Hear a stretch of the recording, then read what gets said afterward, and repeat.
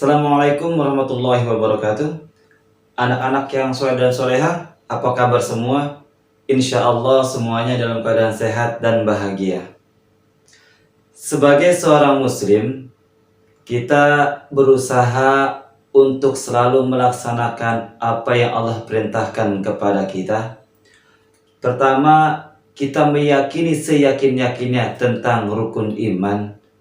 Kemudian kita juga berusaha semampu kita untuk melaksanakan dan mengerjakan rukun Islam yang 5. Kita belajar bab sholat pada kelas 7. Kemudian kita belajar bab puasa pada kelas 8.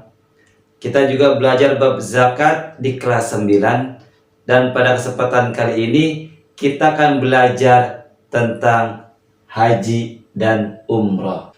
Pada pertemuan kali ini kita akan membahas tentang pengertian hukum syarat dan rukun haji, kemudian dalil tentang haji, macam-macam cara pelaksanaan haji, hikmah ibadah haji, dan perbedaan antara haji dengan umroh. Oleh karena itu, ikuti terus video ini agar kalian dapat memahami secara maksimal tentang ibadah haji dan umroh. Haji secara bahasa artinya tujuan atau menyengaja. Sementara haji secara istilah mengunjungi Baitullah Ka'bah dengan niat ibadah kepada Allah dengan tata cara dan pelaksanaan waktu tertentu. Jadi ibadah haji waktunya sudah ditentukan oleh Allah, yaitu hanya bisa dilaksanakan pada bulan Dzulhijjah saja. Hukum ibadah haji adalah wajib bagi seorang muslim yang mampu. Berarti kalau ada seorang muslim yang tidak mampu untuk ibadah haji, maka dia tidak berdosa. Ibadah haji hanya wajib dilaksanakan satu kali seumur hidup. Artinya, kalau tahun sekarang kalian haji, tahun depan kalian mampu, tahun depan kalian mampu lagi, maka kalian sudah tidak diwajibkan untuk haji kembali.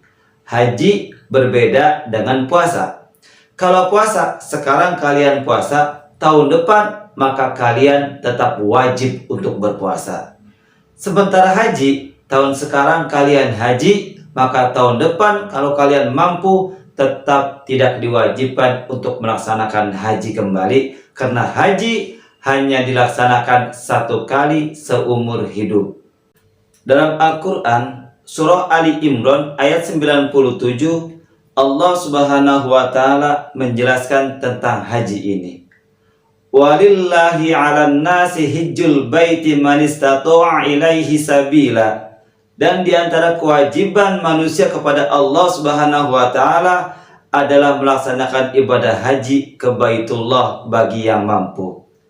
Dari ayat ini kita dapat pahami bahwa ibadah haji adalah kewajiban yang Allah berikan kepada kita untuk dilaksanakan ketika kita mampu. Kemudian Rasulullah Shallallahu Alaihi Wasallam bersabda, "Ta'ajjalu ilal haji, yakni al-faridah, fa in ahadakum la yadri ma ya'ridu lahu." Rasulullah Shallallahu Alaihi Wasallam bersabda, hendaklah kamu semua segera untuk melaksanakan ibadah haji, karena sesungguhnya kamu tidak akan menyadari suatu halangan yang merintangi kamu di masa depan. Dari hadis ini dapat kita pahami, ketika kita sudah punya kemampuan untuk ibadah haji, maka cepat-cepatlah kita mendaftar ibadah haji, jangan kita tunda-tunda lagi. Kenapa? Karena kita tidak akan tahu bagaimana kondisi-kondisi kita di masa yang akan datang. Oleh karena itu, ketika kita punya kesempatan, Rasulullah menyuruh kita untuk cepat-cepat melaksanakan ibadah haji dengan cara mendaftar haji. Lalu, apa syarat-syarat orang yang sudah wajib haji? Yang pertama, harus orang Islam. Yang kedua, berakal. Ketiga, merdeka. keempat balik, dan yang kelima mampu secara fisik dan mampu secara ekonomi. Bahkan ketika seseorang ibadah haji kemudian di perjalanan ada peperangan atau di perjalanan itu mendapatkan bahaya, maka haji tidak diwajibkan bagi orang tersebut walaupun dia mampu, karena perjalanannya mengandung bahaya bagi diri dia. Untuk pelaksanaan ibadah haji sendiri, nanti ada rukun-rukun haji yang wajib dikerjakan oleh orang yang haji. Ketika rukun haji ini ditinggalkan, maka orang yang haji tidak sah hajinya.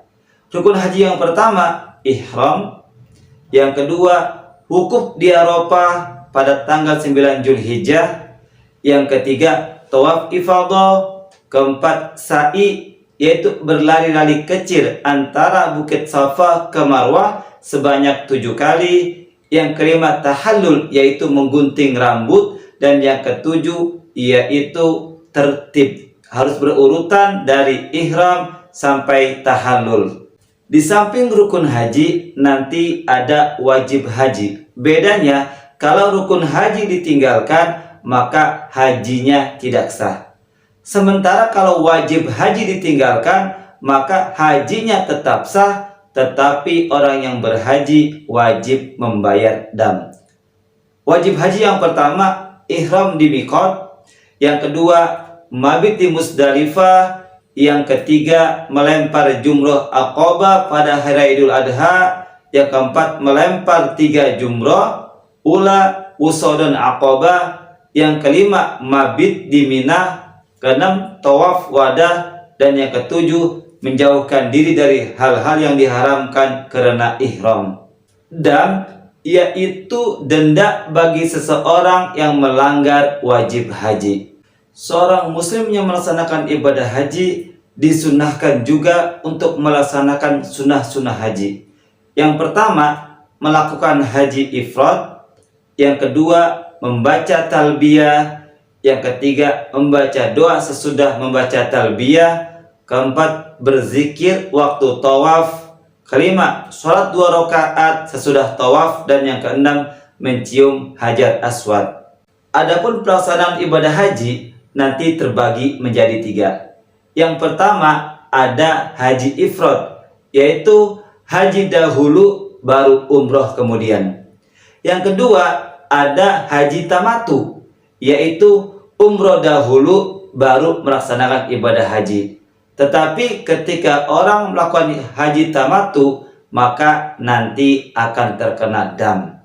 Dan yang ketiga, haji kiron, yaitu melaksanakan haji dan umroh sekaligus bersama-sama. Bagi seorang muslim yang melaksanakan ibadah haji, nanti ada larangan-larangan yang tidak boleh dikerjakan. Bagi laki-laki, dilarang memakai pakaian berjahit, dilarang memakai tutup kepala, sementara bagi perempuan dilarang menutup muka dan kedua telapak tangan. Nanti ada larangan-larangan yang berlaku bagi laki-laki dan juga bagi perempuan. Yang pertama, dilarang memakai wangi-wangian. Yang kedua, dilarang menghilangkan rambut atau bulu badan. Yang ketiga, dilarang memotong kuku. Keempat, dilarang menikahkan atau menjadi wali nikah. Kelima, dilarang berburu binatang. Dan yang keenam, dilarang berhubungan suami istri. Dalam surah Al-Baqarah ayat 197, Allah menjelaskan tentang larangan-larangan ibadah haji ini. Haji itu pada bulan-bulan yang telah dimaklumi, barang siapa mengerjakan ibadah haji dalam bulan itu, maka janganlah berkata kotor, berbuat maksiat, dan bertengkar dalam melakukan ibadah haji. Segala yang baik yang kamu kerjakan, Allah mengetahuinya, dan bawalah bekal, karena sesungguhnya sebaik-baik bekal adalah ketakwaan kepada Allah Subhanahu wa Ta'ala. Sementara pengertian umrah adalah mengunjungi Baitullah untuk beribadah kepada Allah. Tata cara umrah sama dengan haji, hanya bedanya umrah tidak ada wukuf di Arafah dan umrah tidak ada mabit di Mina. Sementara untuk hukum umroh adalah sunnah muakkad bagi setiap orang muslim yang mampu untuk mengerjakannya. Lalu, apa perbedaan haji dan umroh? Yang pertama, haji dilaksanakan hanya di bulan Dzulhijjah. Kalau umroh di bulan apapun bisa dilaksanakan, bahkan di bulan Ramadan sekalipun. Yang kedua, di haji ada wukuf di Arafah, sementara umroh tidak ada wukuf. Yang ketiga, haji ada istilah mabit, sementara umroh tidak ada mabit. Yang keempat, haji hukumnya wajib, sementara umroh hukumnya sunnah. Yang kelima, haji hanya wajib sekali seumur hidup, sementara umroh bisa berkali-kali dilaksanakan. Tahun ini umroh, tahun depan umroh lagi, tahun selanjutnya umroh lagi, itu bisa dilaksanakan. Ketika seorang muslim melaksanakan ibadah haji dan umroh, nanti akan ada hikmah-hikmah yang didapatkan oleh muslim tersebut. Yang pertama, sebagai bentuk rasa syukur atas nikmat rezeki yang Allah berikan kepadanya. Kedua, menciptakan ukhuwah Islamiyah tingkat dunia. Ketiga, membebaskan diri dari dosa dan menenteramkan jiwa. Keempat, mendidik dan menyadarkan jiwa untuk bertanggung jawab terhadap panggilan Allah Subhanahu wa Ta'ala. Keempat, rela berkorban demi perintah Allah Subhanahu wa Ta'ala. Dan yang kelima, menadani perjuangan Rasulullah Shallallahu Alaihi Wasallam dan Nabi Ibrahim Alaihissalam. Anak-anak yang soleh dan soleha, seperti biasa, sebelum Bapak akhiri materi kali ini, ada pertanyaan-pertanyaan yang harus kalian jawab di kolom komentar. Yang pertama, Kais ketika mendaftar haji usia 19 tahun. Ternyata waktu menunggu haji selama 37 tahun.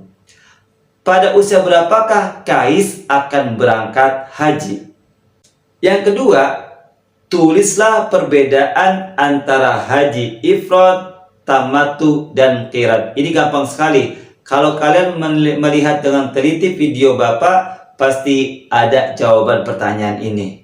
Pertanyaan yang ketiga, yang terakhir. Seandainya kalian sudah pernah haji, karena banyak uang, kalian daftar haji lagi untuk yang kedua kalinya.